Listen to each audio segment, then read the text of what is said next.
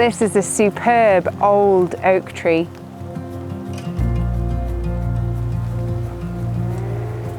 And there's probably more than 20, maybe more than 30 different species growing on the oak tree.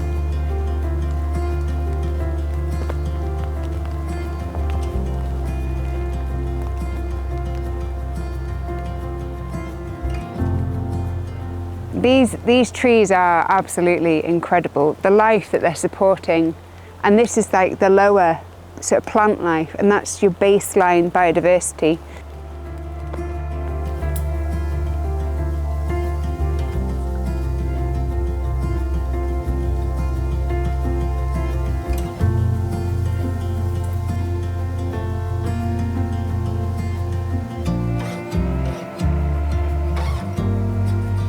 There's a lot of this Lobelia pulmonaria, which is tree lungwort. It was used in herbal medicine because it had the appearance of lungs, the lung tissue.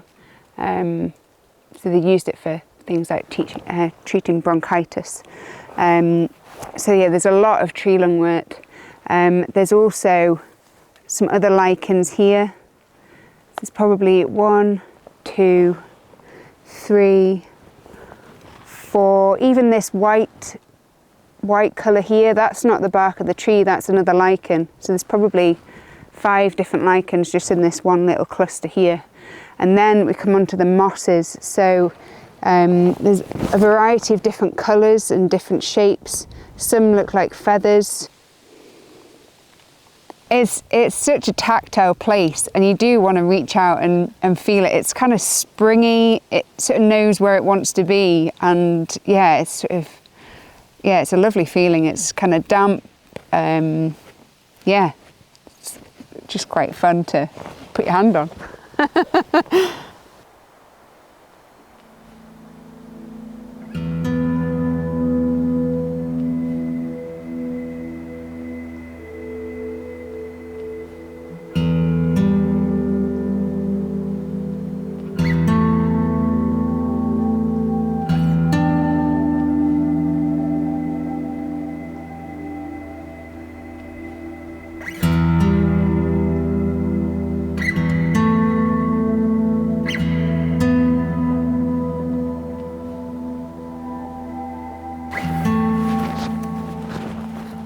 There's a lot of rhododendron.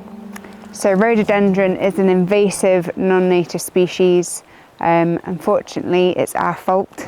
We introduced it back in the sort of Victorian times as an ornamental. Rhododendron, it doesn't belong in the ecosystem, and it doesn't support the same biodiversity as native broadleaves or any other native plant would here. So you can see the bark of the rhododendron here. There's nothing growing on it, and in temperate rainforest that's really rare, and it just grows really prolifically, especially in this sort of rainforest habitat. It's mild, wet, and it just thrives.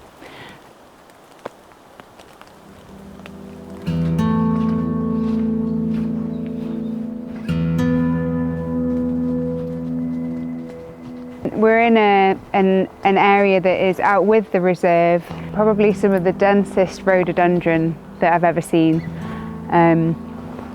It's really dark.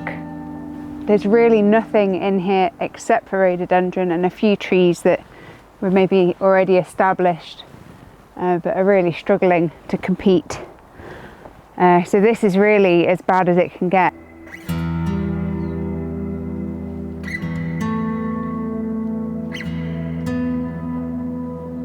And you can see underneath there's really no vegetation, nothing's able to grow. It's quite a huge contrast really. And if you look at the bark, there's nothing on here in comparison to what we were seeing at Glenborrodale with all the lichens and mosses. It's really pretty barren.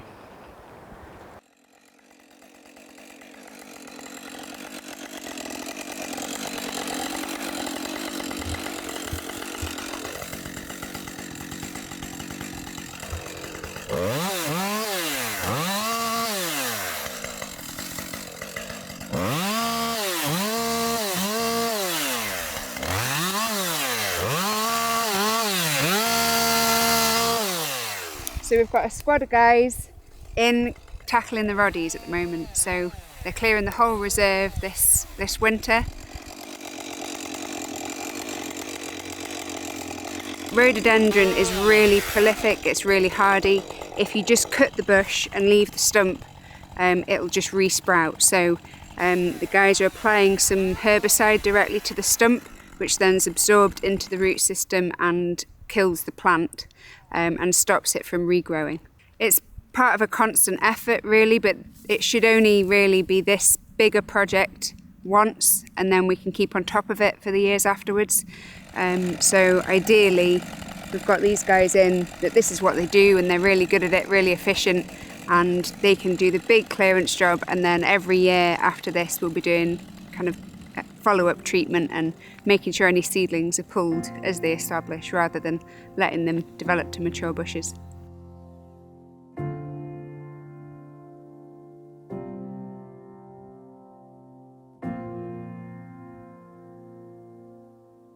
It's a really exciting time for the RSPB here.